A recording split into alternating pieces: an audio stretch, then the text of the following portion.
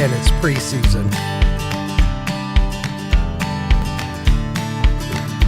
Good morning and welcome to Nature Watch. Nature Watch is sponsored by Wedel's Nursery, Floral Garden, and Bird Center at the corner of 12th Street and Millam Road. And now your host of Nature Watch, the one, the only, Gary Miller. Good morning. Morning. How you doing, man? It's actually very comfortable out there. Actually almost too warm again yesterday, up near 80 or just over 80 in October 11th, and it's over 80. Well, it's Indian Summer Part 1. Yeah. Part 1A or something like that. Yeah, 1A, yeah. Part 2 and Part 3 probably coming down the road, but you know how that goes. Well, it might be because actually the temperature right now, about 52, 53, 54 degrees or so, is the predicted high for Monday and Tuesday next week. Uh-huh. The predicted high. So this is as warm as it's going to get Monday and Tuesday. You know, maybe even Wednesday. You could need to check your car for your scraper and all of that fun stuff. Yeah, it's that time of year. Weather has been bizarre again. Yes. So this last week. Had a little bit of frost. Good and bad, and some frost. My nose is feeling it a little bit. Yes, so is mine. Our favorite time of the year, when the first frost hits. So some of those low areas had a little bit of frost. I had a little bit of white in the low spot in my yard, which is sort of actually more because my yard's pretty level. I did have a little bit of frost on the truck windshield, and it was actually, I'm going to call it more like a slush. It was just enough to get ice on there, but it was more slush-like. Oh. And not enough to really do any damage in my yard because the ground heat is there yet. Right. Ground's quite warm.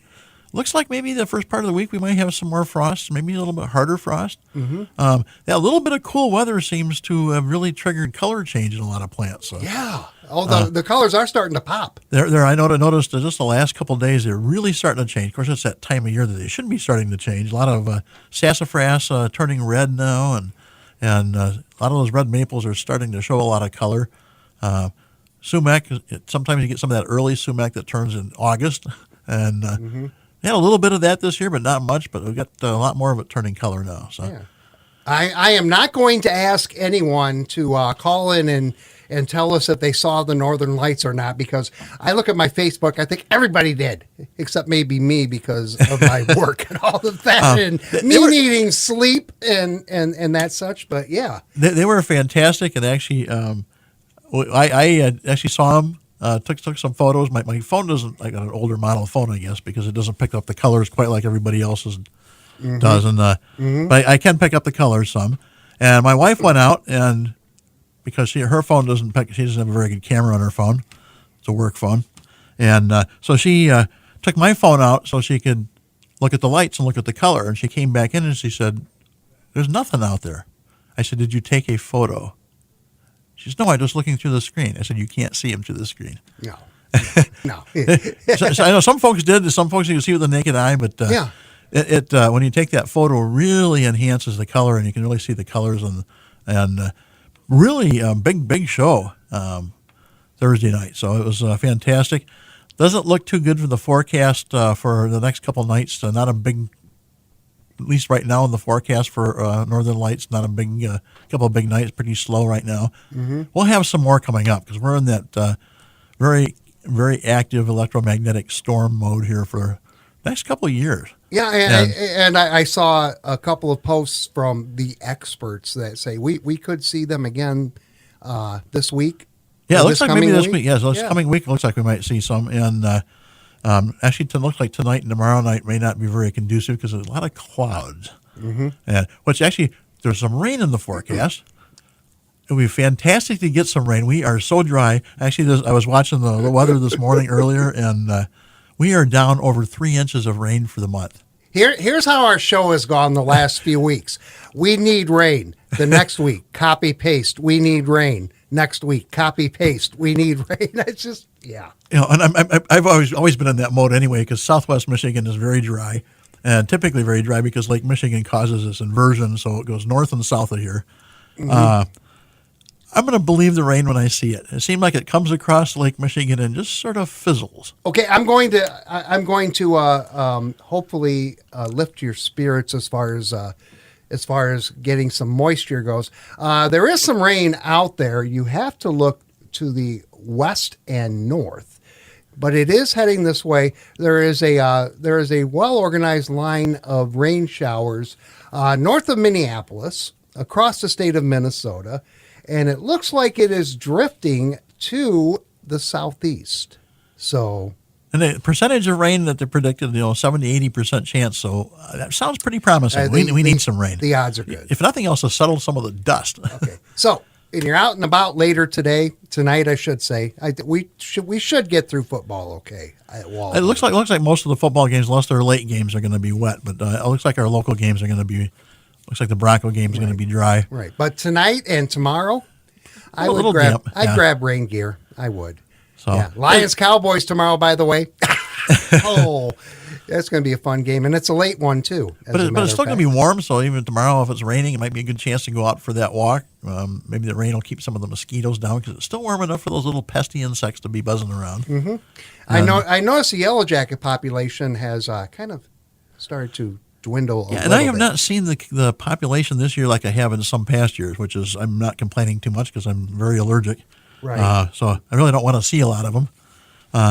The birds, actually, the bird migration, we're sort of getting down on the downward slide here and not getting a lot of birds coming through, but there are still some of those, some birds. So last night was pretty active with birds crossing Kalamazoo County. Tonight and tomorrow night, not quite so active in the forecast, but Monday night looks like there might be some more birds coming through.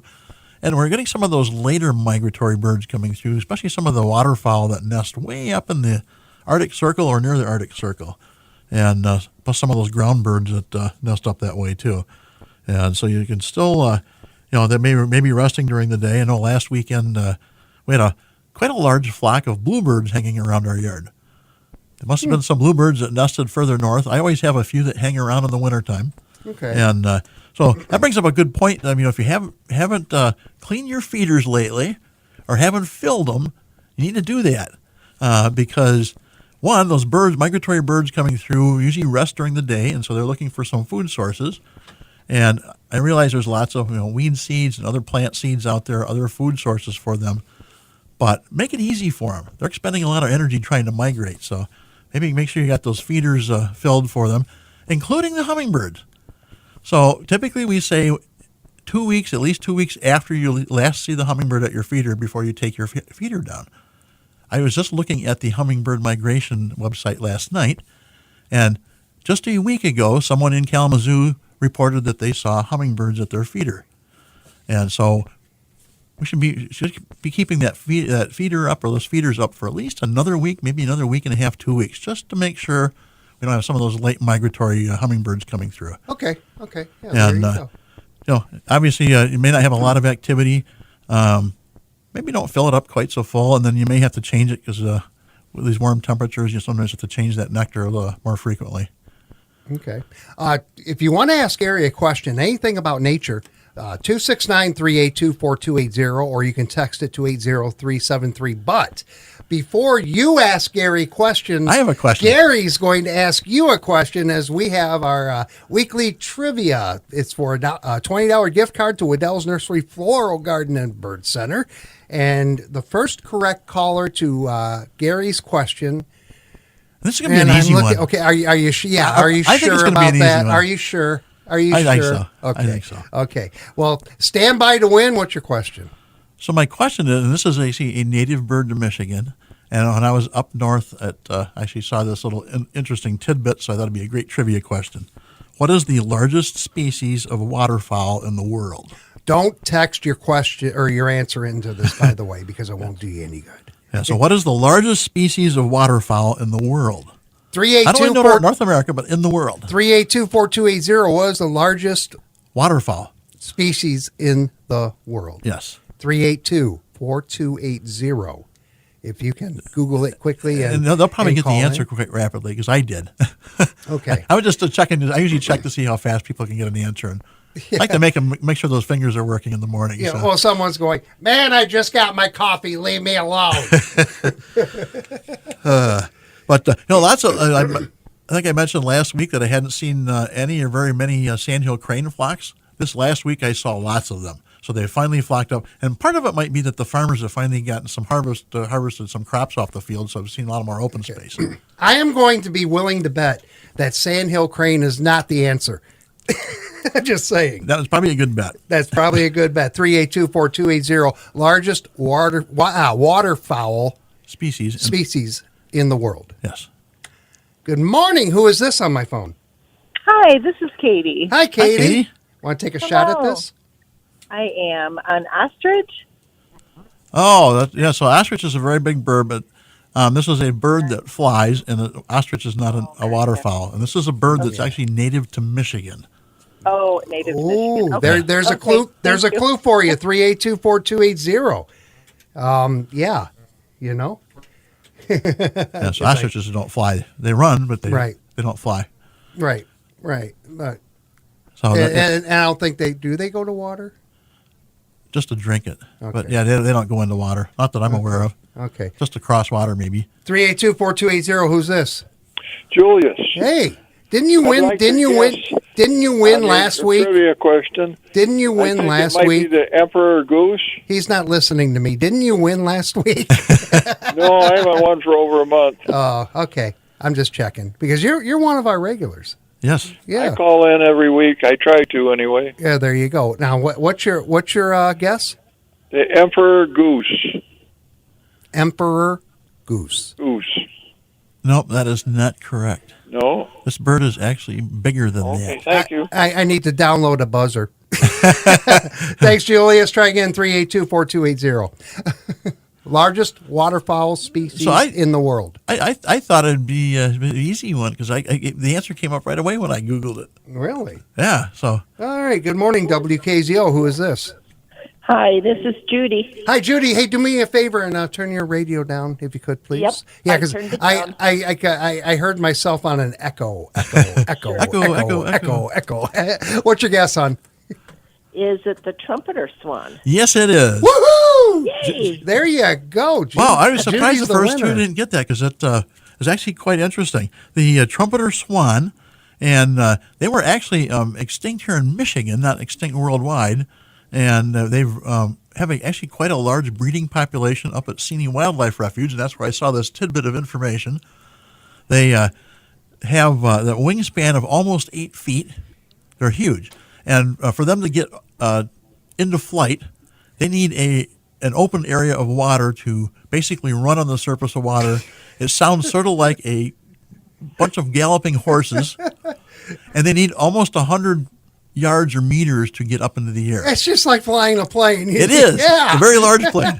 There you go. But they have how over long- 250 nesting birds up in Seney right now, the trumpeters. So they brought the population back for a good part, and they actually nest down here. Occasionally I've seen some during the breeding or nesting season earlier in the summer here in southwest Michigan. Oh. Kellogg Bird Sanctuary has a fair number of trumpeters. They have a lot of mute, but they do have the trumpeters, and boy, you hear them when you're coming around the corner. You can hear them calling. Yes, the bird sanctuary actually has a good population too, and Yes. mute swans are fairly close to size of the trumpeter, but the trumpeters are definitely larger, and they hold their necks more erect than the mute swans do. Hey, there you go. Okay, Judy, can you hang on the line for a moment? I need to get some information from you. Yes. Okay, great. Now hold on, and we will take a quick break. Come back. Your questions, 382-4280, or you can text them to 80373 as Nature Watch rolls on in just a moment on WKZO. Wild birds prefer the superior quality bird seed that you'll find at Wedel's Nursery Florist and Garden Center. Wedel's carries 16 different varieties of bird seed, and because of the large volume they buy, they can offer you the best prices. Choose from finch mix to attract finches, mealworms to feed the bluebirds, safflower seed for cardinals, over a dozen varieties of suet, and several individual seeds that you can mix to make your own custom blend. For a wide variety of birds, get George's No Waste blend. It has more hulled sunflower and peanuts, less millet, and no corn, just what the birds like best. And this week, both sizes are on sale. The 20-pound bag is $27.99, and the 40-pound bag is on sale for only $59.99. You save $10. Plus, you can save money with the Wild Bird Feed Frequent Buyer Program. Buy any 12 bags of mixed wild bird feed and receive the 13th bag free. Wedell's Nursery Florist and Garden Center, the Kalamazoo area's bird feeding headquarters for 78 years. Kalamazoo's newsmakers check in here. Governors that are going to police officers at the intersection. KZO News. Kalamazoo Mornings with Ken Lanfear on 590 and 106.9 FM WKZO. Saturday morning, it's Nature Watch, Yes. and it's Gary. So Judy mentioned the trumpeter swans at Kellogg Bird Sanctuary, and they're fantastic to hear. They actually have a very loud call, especially when they're flying up in the air, when they eventually get airborne. But even out on the water, and they their calls travel a long distance, almost like the sandhill crane. Sandhill crane's calls will travel a long distance too. When the sandhills are in flight or migrating, they migrate actually higher than a lot of other birds do, and especially in the springtime because they're getting in that mating mode. They'll be migrating north, and the sandhill cranes, I will be out in the yard, you will hear them calling, and then you have to look very carefully in the sky, and sometimes you see that little speck. They're up there a couple miles in the air. See that little speck up there, and you can tell where that sound's coming from. So it's they're neat calls to see, and actually, if you have a chance to see sandhill cranes when they're doing their mating dance in the spring, I've had the occasion several times in one of my fields that they've been in there, and they're fun to watch. Oh, okay. Very entertaining. And so, as far as entertainment, that's something else. When you're looking at your feeders and you're cleaning them, and you say, "Oh my goodness, one of my feeders has finally reached its age for retirement. I need to replace it," or maybe I need to add another feeder, or maybe need to put a feeder up. It's actually some very inexpensive entertainment for the whole winter. Keeping that feeder filled, getting some suet cake holders out there. Just looking at all the numerous species of birds that you can see, and if we get that nice, really snowy winter that we get snowed in a couple times, which we really need. Get done tired of shoveling snow, and you want to take a break, sit and look out your window and watch your bird feeders, and you see all sorts of activity. It's actually very relaxing to watch. There you go. And I know several years ago, actually quite a few years ago, I was doing such a thing, and looking out, watching the bird feeders and all the birds' activity around, and a hawk came through and grabbed one of the birds. And my first thought was, oh my goodness. And then I realized that, well, a hawk is a bird too, and it is a bird feeder. So you do have those occasional birds. Typically the blue jays hang around quite a bit. One of them acts as a sentry.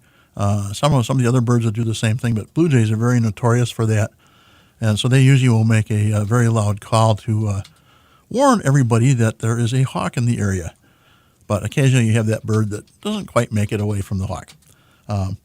Blue jays are notorious for that. I was out in the yard yesterday and had a blue jay that was sitting in one of the trees just calling away, did not like me working out in the yard. There were no other blue jays around. He just didn't like me out there.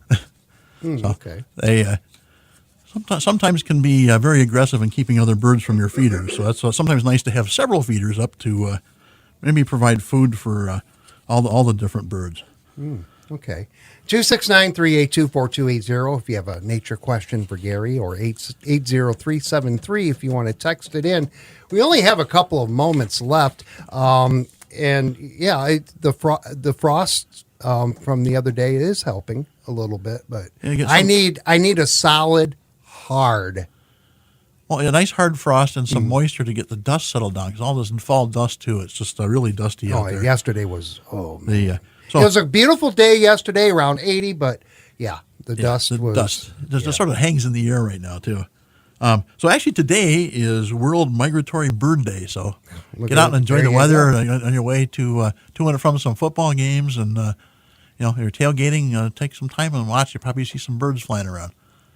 Yeah. So it's I don't know that the Kalamazoo Nature Center and Astronomical Society are going to have their observation tonight. That's scheduled. Have to check their website to Kalamazoo Astronomical Society's website to see if it's on after 6 p.m. It goes from 7 to 10 tonight. It may not be going because it may be too cloudy. And actually this next week, the Astronomical Society is also doing their Comet Watch for Comet A3, what we talked about last week. Comet Shuchinchin and Shuchinchin Atlas, actually, was co-discovered by the Purple Mountain Observatory in China and the Asteroid Terrestrial Impact Last Alert System, or ATLAS, in South Africa. And that is visible to the naked eye. You should be able to see that starting either tonight or tomorrow, and actually probably not tonight or tomorrow because of the clouds, but after that, this next week, just after sunset in the western horizon.